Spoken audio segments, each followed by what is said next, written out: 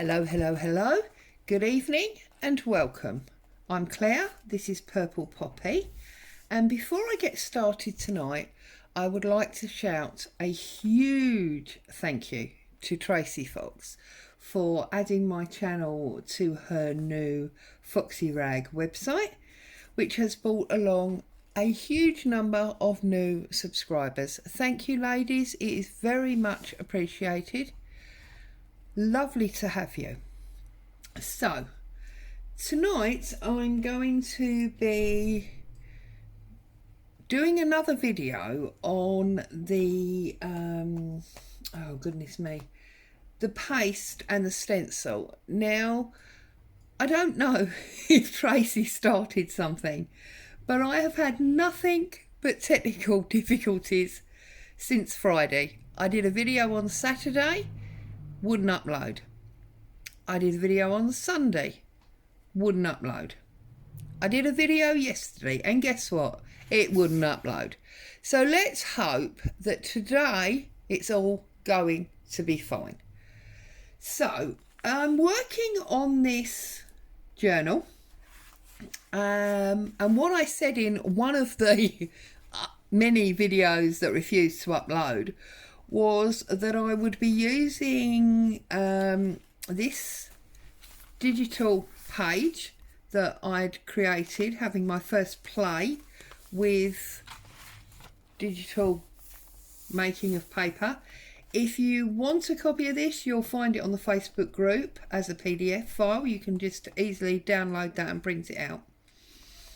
And I've actually adhered it to a paper bag, so there's a big pocket in there. But the thing about this journal is really the cover. So let me hold this up. I hope you can see that. Gold's picking up hopefully on the camera. This is a raised area that has been layered and covered and coloured, and then I've just put some gold ink around the edges and across the lettering. Now this is now quite a sturdy little journal cover, but it actually started out like this as one of these really flimsy file folders that we get in the UK. It's not one of the stronger American manila ones. This is one of the buff ones that we get in the UK. And what I basically did was I did the stencil and the modelling paste to create the letters. I then applied tissue paper, so of course that was one layer of glue. I then inked up in the distress colour. I then used another layer of glue to put more tissue paper on, and so on and so forth. And that's why now it's so solid. The PVA makes it really solid. Okay, so it starts out like this. Okay, that's the white modelling paste, and I decorated it up from there. I will in a minute decorate this one and show you, but first of all let's get ourselves to this stage. So put that to one side for a minute. Now because this is flimsy, I'm going to fold it in half so I can glue the two halves together. So that's going to give me two layers straight away. Okay, I'm not going to glue it at the moment, but that is what will happen. I've then got the stencil I'm going to use tonight. Now this is an Andy Skinner stencil, and it actually came from Hobbycraft here in the UK, and it was, I believe, £4, so it wasn't too bad. I have already used it, but I'm trying to be good and keep all my stuff clean and tidy and protected. So I've been putting it back in. You can see it's been used. It's got some ink staining on it. Now tonight all I want to use on here is this little block of numbers here, and I want them down in this bottom corner a little bit like that. So to ensure that I don't get my paste everywhere, I'm taking good old-fashioned masking tape. Okay, and I'm gonna stick this just above the area that I want, and I'm going to stick it right across and onto the table. That's going to hold the whole thing still. I'm then going to do exactly the same down this side. I knew those interior design lessons would come in handy. There you go, down there, and then a little bit across the bottom. Now this may seem like a lot of faff, but believe me, it is so worth it, because if you don't do this, you are likely to get modelling paste through the other holes in the stencil.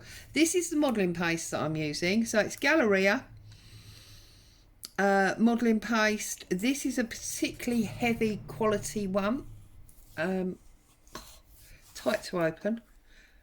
Okay, it looks like this, which is obviously why it comes out white, and I'm using one of these loyalty cards that I don't require anymore.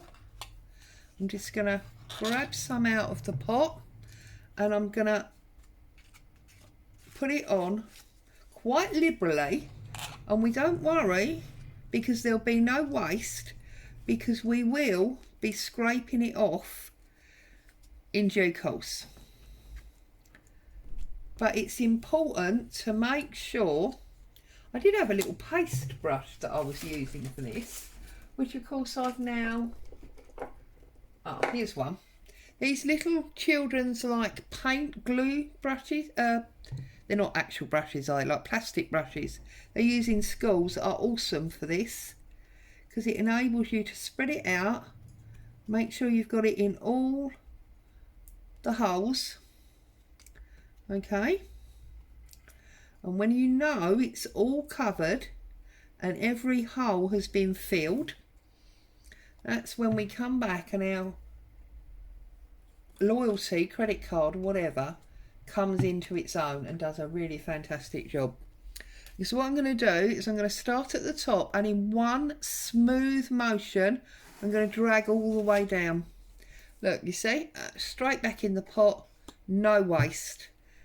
And again, and each time obviously there's less and less coming off, and the last one there, like that. Okay, now the only thing you need to remember is that obviously this stuff does set rock solid. Consequently, you need to make sure that you wash all your equipment fairly swiftly. Don't have a lazy day and leave it overnight to dry, because you will never get it off and you potentially ruin your stencil. So I'm just going to pick up my tape, okay. I'm holding the stencil down here, as you can see, because I don't want to lift the whole thing up yet.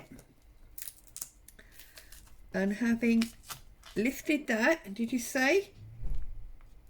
I'm now going to hold the background card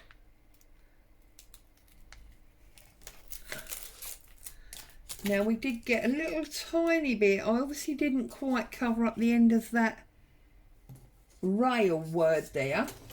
So I'm just going to take my bone folder and I'm going to rub that flat. Okay, now because we're going to be painting or paper covering or whatever to this, let's take the table, don't even look. Those of you that have been here before, shush, don't tell hubby, you know what he's like. He'll be moaning at me again. So there we go. That, when it's dry, will paint up, cover up the tissue beautifully. So I'm going to set that to one side to dry. Okay, now it only takes a few hours, but I tend to leave mine overnight just to make sure. Now, to cover it, I've got my trusty tinted PVA. Those of you that are not sure or you've not been here before, for my tinted PVA, all I do is I use standard PVA and I use a few drops of the Tim Holtz Distress Re-Ink. that you use to re-ink your pads, and then I just dilute it very slightly. Let's find a bag for this, otherwise that'll be all over the table as well, and then I'm going to be in super trouble with hubby. He's always moaning at me for getting everything all over the table. There you go. So that's how I make my tinted PVA, and then I'm just going to go over this quite liberally, but making sure that we don't lose the definition of our writing. Okay,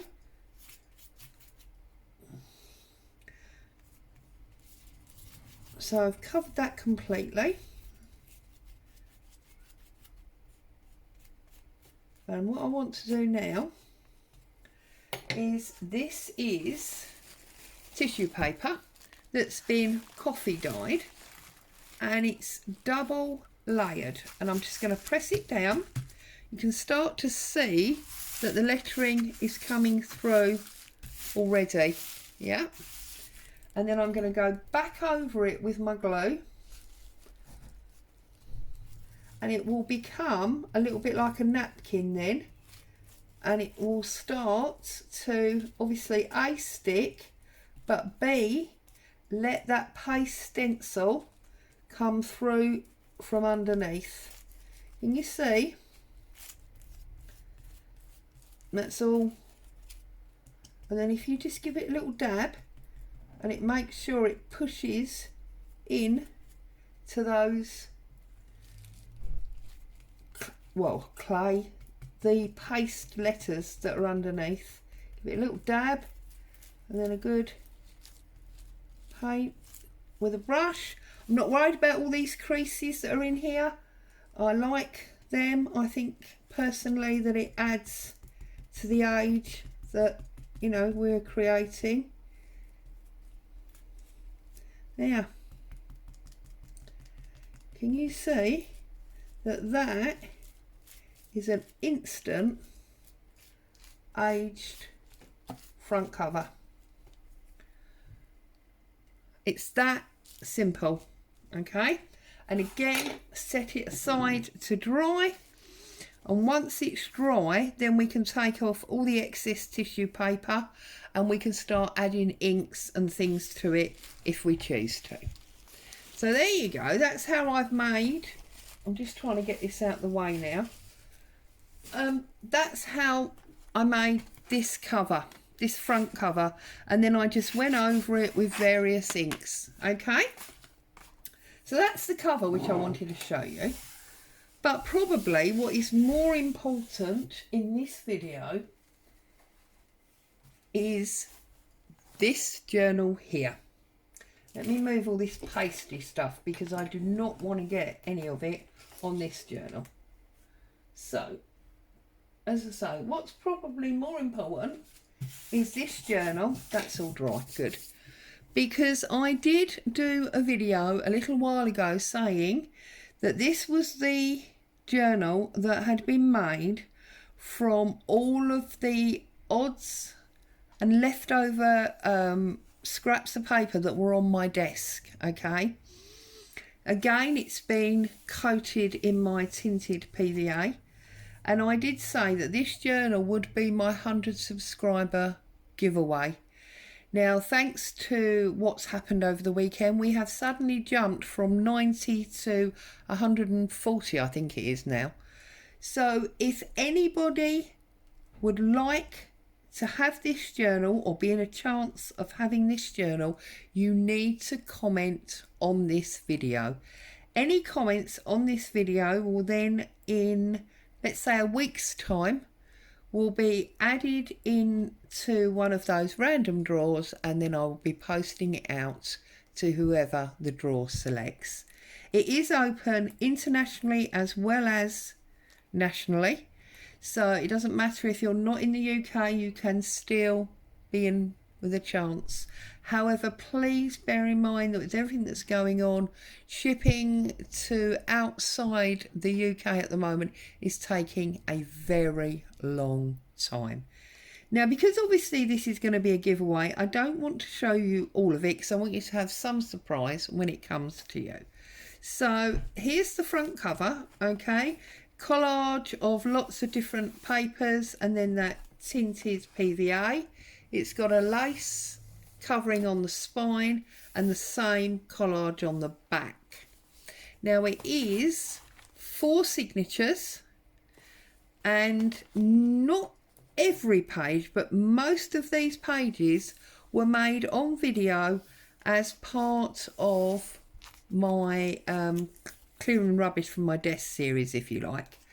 So there's a front cover inside there, and that's like a printed fern. It's got 2 layers of cotton on the spine. It was all about using book pages when I did this. So everything in here has been made either completely or in part by book pages. Okay, little pocket and a tag. This is an old book page here. This is a vintage book page. This comes out of a book that I have that was given as a Christmas present in 1927. So there you go. There's stenciling. This is not a vintage book, it's just copyright of old vintage stuff. There's belly bands with die cuts. There's fabric printing. There's more die cuts. Different types of old book pages. There's fabric flips. There's all sorts of things. This is tissue again. I do love to use tissue. There's all sorts of things going on in this book. And this was one of my stencil flips. So it goes flip 1, flip 2, flip 3 and flip 4. It's stenciled on both sides. Okay. And obviously pockets, there's vintage ledger, there's ledger paper, there's stitching, there's vintage tickets, stamping, altered paper clips, writing areas. There's lots and lots going on in this. Oh, it's that side, pocket there. Stitchery, lace. There's lots and lots in this book, different things that you can use book pages for. So obviously, if anybody's interested in trying to win this, you can use it either as a journal, as a reference of ideas for how to use book pages. This is from an old bank book that I have. It's the old interest rates for loans. Some fabric there, music paper. There's all sorts of things. There's a collage envelope there. This is one side of a collage that I did, and this is vintage magazine. It's vintage music paper. It's got a natural tear in it there. This is paper weaving. Glassine pocket there, and then that is the other side of that collage. This is a vintage French magazine, as is this. Okay, so there's lots and lots. Let's just flip there. We've got folded up there underneath one of my scruffy stitches, and then this little private journal space there, and then there's a tag there with a butterfly. Okay, 4 signatures. It is. Let's do it. 8.5 by 6.5 ish, and then the spine is about 2 inches. So if you'd like to win my book page journal, leave me a comment, and this time next week we'll be putting the random generator on and seeing who's going to be owning this in the future. Thank you for joining me today, having you in your home, spending time. Stay safe, enjoy crafting. I'll see you soon. Bye for now.